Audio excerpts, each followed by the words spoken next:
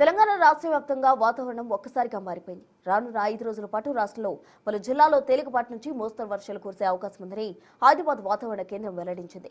ముఖ్యంగా మార్చి 31 వరకు వివిధ జిల్లాలకు యెల్లో అలర్ట్ జారీ చేశారు.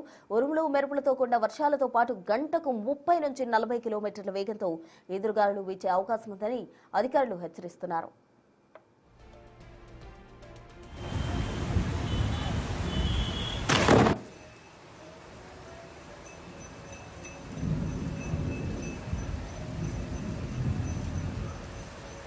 నిన్న రాత్రి హైదరాబాద్ నగరంలోని పలు ప్రాంతాల్లో వాన దంచుకొట్టింది. అమీర్పేట్, బేగంపేట, నిజాంపేట వంటి ప్రాంతాల్లో ఉరుములు మెరుపులతో కూడిన వర్షం కురిసింది.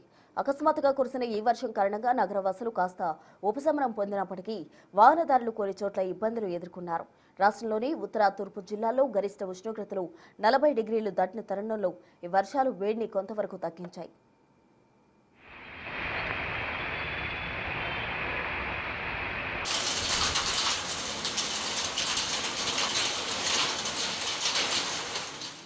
రానున్న 48 గంటల్లో హైదరాబాద్ నగరంలో ఆకాశం పాక్షికంగా మేఘావృతమై ఉంటుందని వాతావరణ శాఖ తెలిపింది. సాయంత్రం లేదా రాత్రి సమయాల్లో నగరంలోని కొన్ని ప్రాంతాల్లో ఉరుములతో కూడిన జల్లులు పడే అవకాశం ఉంది.